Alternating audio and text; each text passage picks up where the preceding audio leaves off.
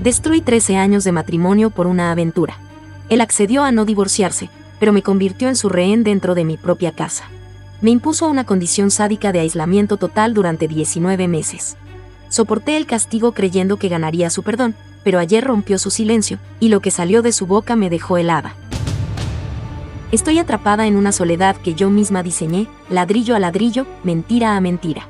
Quiero dejar esto claro desde la primera línea, no soy la víctima de esta historia. En absoluto. Reclamo la autoría total del desastre.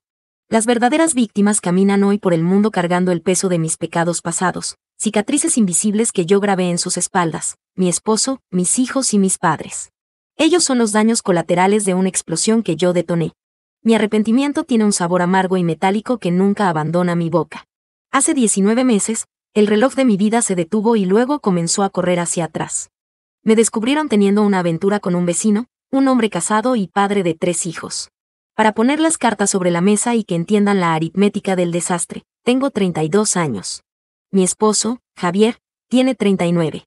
El vecino en cuestión, a quien llamaré Esteban para mantener un velo de confidencialidad, tenía 27 en ese momento. A mí pueden llamarme Ana. Cometí un error terrible. La aventura con Esteban no fue un desliz de una noche impulsado por el alcohol. Fue una mentira sostenida que comenzó hace poco más de 2 años y se arrastró durante casi 5 meses antes de que la verdad nos estallara en la cara. Estuve con él físicamente solo 4 veces en total. Sé que es difícil de creer, suena a una excusa barata para minimizar el daño ante un jurado, pero juro por la vida de mis hijos que es cierto. 4 momentos robados que costaron una vida entera. A menudo, la gente busca la grieta en la estructura para explicar el derrumbe. Preguntan sobre mi matrimonio. ¿Teníamos problemas? No amaba a mi esposo. ¿Era infeliz atrapada en una rutina doméstica asfixiante? La respuesta es un rotundo y doloroso no a todas esas preguntas. No había grietas. Estaba completamente feliz y satisfecha. Amo a Javier y a nuestros 2 niños, de 9 y 11 años, más que a nada en este mundo. Javier era todo lo que había soñado, un hombre íntegro, protector y mucho más. Entonces, ¿por qué? Mi atracción fuera de lugar por Esteban surgió de un lugar oscuro y profundo en mi cerebro, un eco que me remontó a mi primer encuentro romántico cuando tenía 18 años. Fue una regresión. Una atracción salvaje, irracional, idéntica a mi primera vez. En la secundaria, había salido con 4 chicos, pero nada serio, nada que me hiciera perder el norte. Pero entonces, un día cualquiera, me invitaron a una barbacoa. El aire olía a carbón y verano. Allí conocí a Carlos, el primo de un amigo. Desde la primera vez que lo vi entre el humo de la parrilla y las cervezas baratas, quedé prendada. Él tenía 20 años y yo 18. No podíamos dejar de mirarnos. Había algo eléctrico entre nosotros, una gravedad específica que me atraía hacia él como un imán potente e ineludible. Empezamos a hablar, conversaciones triviales que escondían una urgencia desesperada, e intercambiamos números. Al día siguiente nos encontramos para tomar un helado por la tarde y dimos un paseo bajo el sol poniente. Hablamos durante horas, o quizás minutos que parecieron horas, y simplemente empezamos a besarnos espontáneamente. Me invitó a su apartamento y allí tuve mi primera experiencia. Fue mágico, visceral, mejor de lo que jamás soñé en mis fantasías adolescentes. Algo en la química de Carlos me excitaba y me hacía querer darle cada parte de mí, sin reservas. Hasta el día de hoy no puedo describirlo con lógica. Era algo subconsciente, un imperativo biológico al que no podía resistirme. Sin embargo, más allá de la relación física abrasadora, no teníamos absolutamente nada en común. De hecho, éramos incompatibles en todo lo que importa para construir una vida. Terminé con Carlos 11 meses después, cuando la fiebre bajó y la pasión se desvaneció. Un año más tarde conocí a mi ahora esposo, Javier. Si bien las chispas no volaron al principio con él como lo hicieron con Carlos, con el tiempo desarrollé un amor profundo por Javier, un amor cimentado en el respeto y la admiración, que estaba más allá de cualquier cosa que hubiera sentido antes. Cumplía con todas mis expectativas y supe, con una certeza tranquila, que él era el indicado. Nos casamos un año después y nuestro matrimonio fue 13 años de alegría ininterrumpida hasta que decidí destruirlo. Fuimos bendecidos con 2 niños maravillosos que son la viva imagen de su padre. La semilla del caos se plantó cuando Esteban y su esposa, llamémosla Marta, se mudaron a nuestro vecindario. Eran la pareja más joven, la novedad de la cuadra, e invitaron a una reunión de vecinos. Fue allí, entre copas de vino y saludos cordiales, donde él y yo nos miramos por primera vez. Sentí un golpe en el pecho. Fue exactamente la misma vibración, la misma frecuencia oscura que sentí cuando crucé miradas con Carlos en aquella barbacoa familiar hace tanto tiempo. El pasado había vuelto para reclamarme. La siguiente vez que intercambiamos miradas fue en territorio peligroso, el concesionario de autos donde él trabajaba, en el departamento de finanzas. Estábamos en el mercado buscando un vehículo nuevo. En la reunión, cuando mi esposo se enteró de que Esteban trabajaba allí, la conexión se hizo inevitable. Deberíamos ir a verlo, dijo Javier, inocente. Quizás nos consiga un buen precio. Fuimos la semana siguiente. El aire acondicionado del lugar estaba demasiado alto, pero yo sentía calor. Esteban se aseguró de que el vendedor nos diera un buen trato y, personalmente, nos consiguió una excelente financiación. Durante todo el proceso de cierre, en esa oficina de paredes de cristal, Esteban y yo seguíamos intercambiando miradas cargadas de intención por encima de los papeles, mientras mi esposo, concentrado en las cifras, no se dio cuenta de la traición silenciosa que ocurría a centímetros de él.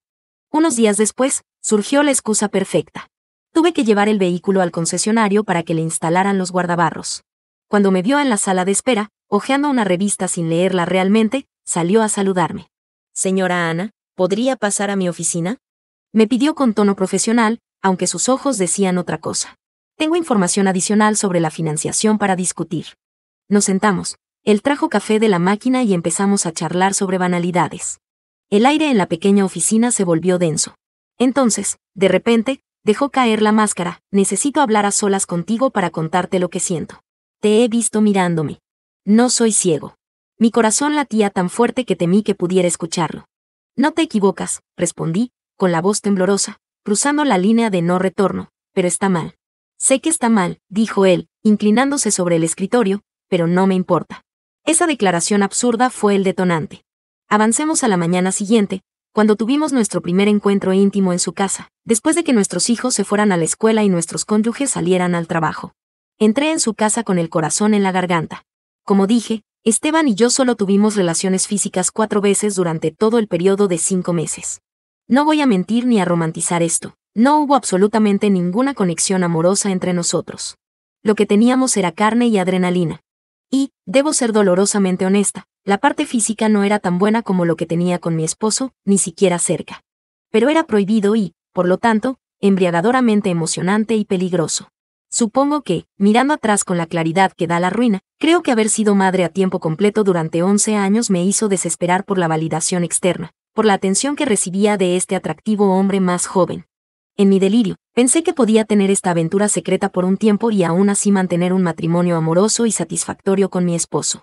Creí que podía compartimentar mi vida. ¡Qué estúpida fui! Todo eso, mi castillo de naipes, llegó a un abrupto y violento final una mañana de jueves, hace 19 meses. Esteban y yo fuimos descubiertos en la cama de su casa. Nos sentíamos seguros, intocables en nuestra burbuja de tiempo robado. No escuchamos la puerta. No escuchamos los pasos. De repente, la puerta de la habitación se abrió de golpe. Era la madre de Marta. La mujer se quedó paralizada un segundo, procesando la escena grotesca, y luego estalló. Ella entró mientras estábamos en pleno acto y empezó a gritar obscenidades que rebotaban en las paredes. Fue un torbellino de furia bíblica. Primero se abalanzó sobre Esteban. Le dio una bofetada sonora y le arañó la cara con tal violencia que le dejó un gran corte sangrante, marcado por sus uñas, cruzando la mejilla.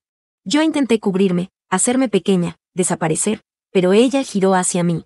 Me golpeó en plena mandíbula, un dolor seco y agudo, y me arrancó 2 puñados de cabello mientras yo intentaba desesperadamente juntar mi ropa esparcida por el suelo y huir de ese infierno. Cuando regresé a mi casa, al otro lado de la calle, estaba en estado de shock. Mis manos temblaban tanto que apenas pude meter la llave en la cerradura. El silencio de mi hogar, antes un refugio, ahora me aterraba. Sabía, con una certeza helada, que mi matrimonio con Javier había cambiado para siempre. Me senté en silencio un par de horas, solo mirando las paredes, las fotos familiares que parecían juzgarme, preguntándome qué le iba a decir. ¿Cómo se confiesa un asesinato del alma? Entonces decidí llamarlo. Marqué su número, sintiendo náuseas. Le dejé un mensaje urgente. Le dije que tenía algo muy importante que discutir, que por favor me llamara. No respondió. El pánico empezó a subir por mi garganta. Le envié un mensaje de texto. Aún nada. Unos minutos después, el terror volvió a llamar a mi puerta. Literalmente. Marta y su madre aparecieron en la entrada de nuestra casa. Empezaron a golpear la puerta principal y la ventana de la sala con una furia incontenible. «Sal, Ana. Sabemos que estás ahí. Abre esta maldita puerta», gritaban, con sus voces distorsionadas por la rabia. Me escondí en el pasillo, abrazándome a mí misma. Estaba asustada más allá de lo creíble y totalmente avergonzada. Si mis hijos hubieran estado allí. Gracias a Dios estaban en la escuela. Esa fue mi única misericordia ese día. Finalmente, al ver que no salía, se fueron. Me acosté en el sofá y lloré hasta quedarme vacía. Me quedé dormida brevemente, y me desperté con el sonido inconfundible de la puerta de un auto cerrándose en el camino de entrada. Miré por la ventana. Era Javier. El corazón se me detuvo. Corrí al baño a lavarme la cara, intentando borrar las huellas del llanto, como si un poco de agua fría pudiera arreglar lo irreparable. Cuando volví a la ventana, vi que no venía hacia nuestra puerta. Caminaba por la calle, con paso firme y hombros tensos, directo hacia la casa de Esteban y Marta. Lo observé entrar en esa casa. Me quedé allí, vigilando detrás de la cortina durante lo que parecieron siglos. Entró y se quedó casi 3 horas. 3 horas interminables en las que mi imaginación me torturó con lo que estarían hablando, con los detalles sórdidos que Marta y su madre le estarían revelando, con la humillación que él estaba sufriendo por mi culpa. Cuando finalmente regresó, su rostro era una máscara de piedra. Entró en casa y el aire cambió, se volvió frío, polar. Fui a abrazarlo, un reflejo patético de normalidad, y él simplemente me apartó con un movimiento brusco, como si mi tacto le quemara la piel. Entonces, el dique se rompió y empecé a vomitar disculpas. Lo siento, Javier, lo siento muchísimo, por favor, perdóname, sal de esta casa, me cortó. Su voz era plana, metálica, una voz que yo no reconocía. No había ira, solo una decepción infinita. Quiero que te vayas. Caí al piso, llorando y suplicando a sus pies. No quiero irme. Por favor. Es mi casa también. Tienes que irte, insistió, sin mirarme a los ojos, fijando su vista en algún punto de la pared detrás de mí. No te quiero aquí cuando los niños vuelvan. Sacó su teléfono y marcó un número. Era mi madre. Sí, necesito que vengas a recogerla. Ya mismo. Hizo una pausa. Ana tuvo una aventura con el vecino. Mamá vino rápido. Su rostro era una mezcla de confusión y dolor. Cuando entró, se dirigió primero a Javier, ignorándome. Lo siento mucho, Javier. No tengo palabras para esto. Luego se volvió hacia mí, con una mirada que nunca antes me había dirigido. Decepción pura. Ana, recoge tus cosas. Te vienes conmigo ahora. Me ayudó a empacar algo de ropa en una maleta pequeña, como si nos fuéramos de viaje de fin de semana, pero sabiendo que era un exilio. Me fui llorando, con el pecho desgarrado, preguntándole a Javier qué les iba a decir a los niños. Yo me encargaré de mis hijos, dijo él, tú vete. Cerró la puerta. El sonido del cerrojo deslizándose fue el sonido más definitivo que he escuchado en mi vida. Esa noche, desde la antigua habitación de mi infancia en casa de mis padres, lo llamé. Para mi sorpresa, contestó. Hola, dijo. Luego, silencio. Solo su respiración al otro lado de la línea. Soy yo, susurré. Lo siento tanto, Javier. Estoy destrozada. Nunca haré algo así otra vez. Te lo juro. Pasaré el resto de mi vida compensándote, haré lo que sea necesario. Javier no dijo nada durante un largo rato. ¿Tienes algo más que decir? Preguntó al fin, con esa frialdad quirúrgica. No, bueno, sí. ¿Y tú? ¿Qué estás sintiendo? Pregunté, estúpidamente, buscando una conexión. Ya sabes lo que siento, respondió. Y en esas 5 palabras estaba todo el dolor del mundo. Empecé a llorar de nuevo. Quiero que te quedes en casa de tus padres un par de semanas, continuó, dictando sentencia. Necesito espacio. Está bien, lo entiendo. ¿Y cuándo podré verte a ti y a los niños? Supliqué. No quiero verte ahora. No puedo verte. Pero podemos hablar cada noche a las 9, brevemente, para coordinar cosas de los niños. Terminamos la llamada con una despedida unilateral. Te amo, Javier, dije yo, lanzando esas palabras al vacío. Él no dijo nada. Solo colgó. El tono de línea muerta resonó en mi oído como un veredicto. Nuestra llamada de la noche siguiente fue una repetición de la tortura. Yo disculpándome, degradándome, prometiendo el cielo y la tierra, y Javier en silencio, escuchando mi desesperación hasta que dejé de hablar por agotamiento. Entonces soltó la bomba. Quiero el divorcio, dijo. Sin emoción. Sin duda. No, por favor. Grité, sintiendo que el suelo se abría. Dame otra oportunidad. Una sola. No. Lo he pensado. Sé que perderé la mitad de lo que gané con esfuerzo, la casa, los ahorros. Pero prefiero eso a seguir contigo. Hizo una pausa para que sus palabras calaran. Te daría todo lo que tengo, Ana, hasta el último centavo, Si simplemente desaparecieras y nos dejaras en paz a los niños y a mí. ¿No lo dices en serio, Javier?, susurré, horrorizada por el odio implícito en su oferta. Sí. Lo digo muy en serio. Terminamos la llamada y lloré toda la noche. El dolor era físico, un agujero en el pecho que me impedía respirar. Pero entonces, en la oscuridad de la madrugada, se me ocurrió un plan: ofrecerle un acuerdo posnupcial tan favorable que no pudiera rechazarlo. Una oferta suicida. Todo lo que quería era tener una segunda oportunidad, sin importar el costo. La semana siguiente, mientras Javier se reunía con su abogado de divorcio para redactar el final de nuestra historia, yo me reunía con uno para intentar salvarla. Fui a 4 despachos legales antes de encontrar a alguien dispuesto a escucharme. Los 3 primeros me miraron con lástima o incredulidad cuando les expliqué lo que quería hacer. Se negaron a redactar un documento tan desequilibrado, advirtiéndome que me dejaría en la ruina. Señora, esto es una locura, me dijo uno. Se está dejando indefensa. Lo sé, le respondí. Hágalo.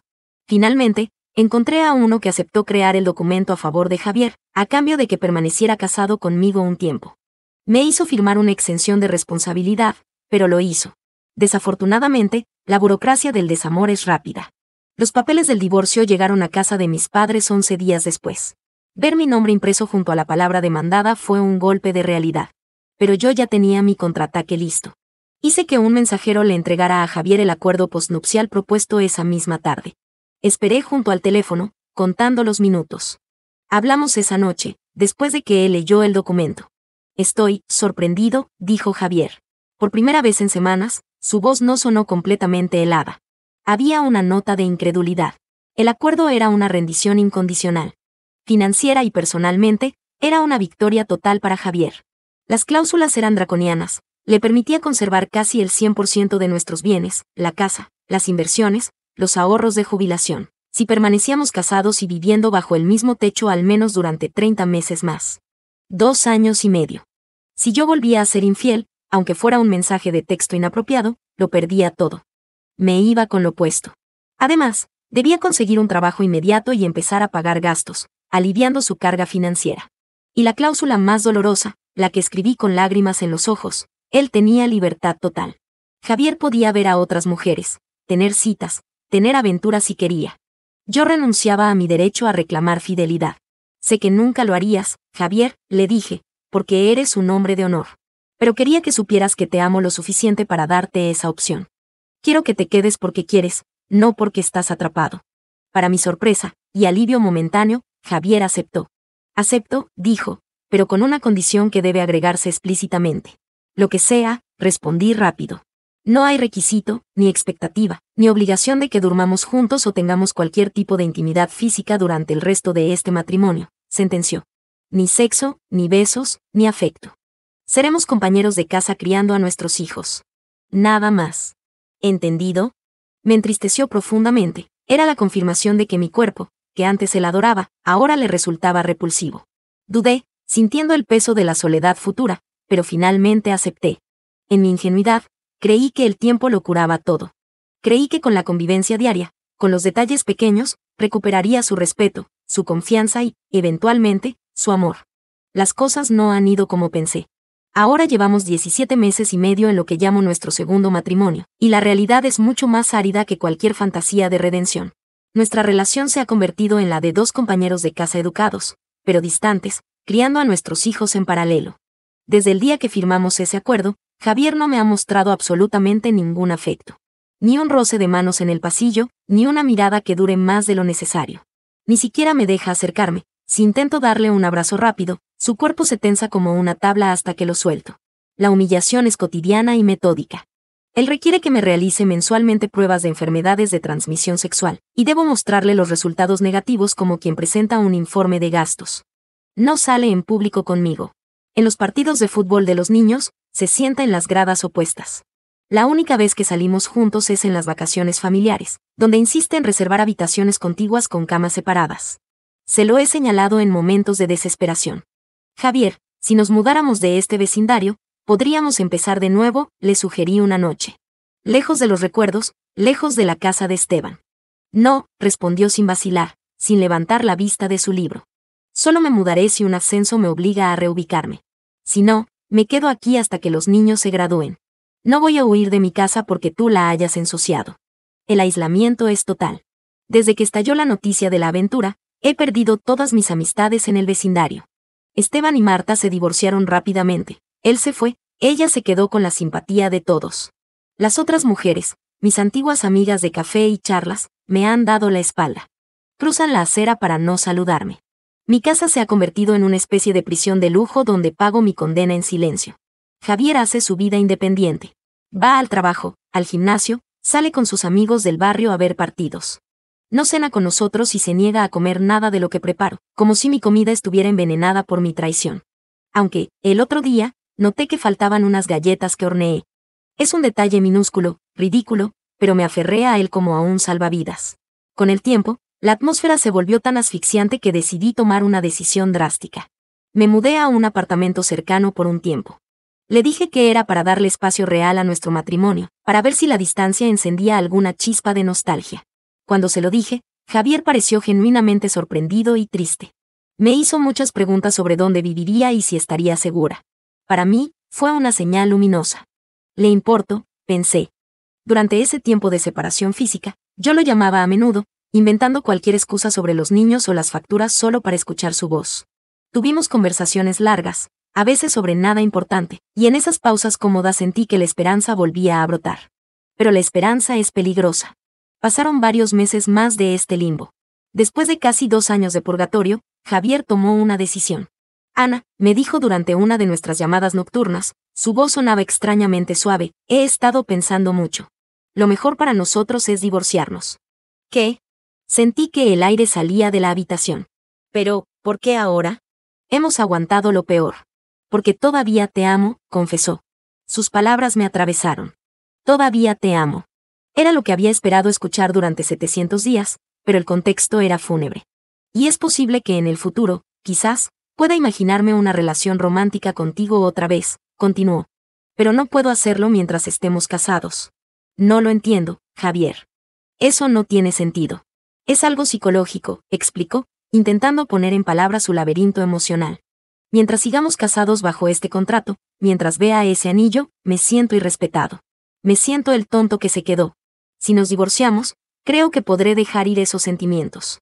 Sería como empezar de cero. Como volver a salir. ¿Hablas en serio? Sí. Podríamos celebrar el día que el divorcio sea final. Ir a cenar.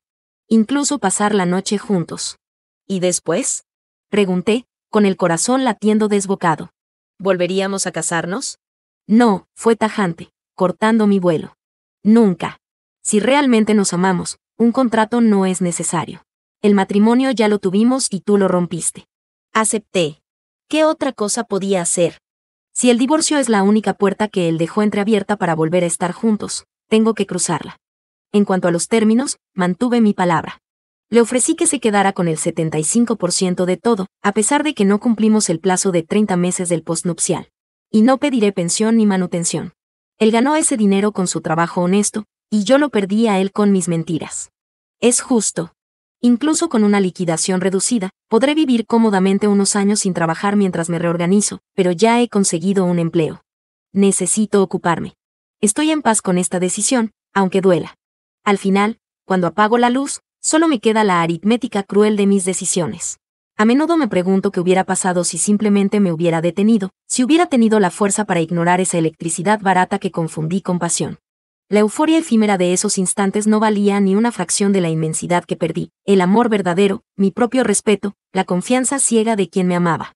Hice el peor negocio posible, cambié una vida perfecta, construida ladrillo a ladrillo durante 13 años, por 4 momentos de nada, 4 manchas borrosas en la memoria. Y lo más duro de asimilar en esta soledad es que, para este tipo de intercambios, el destino no acepta devoluciones. No olvides suscribirte a tu canal preferido de historias, Crónicas de Reddit.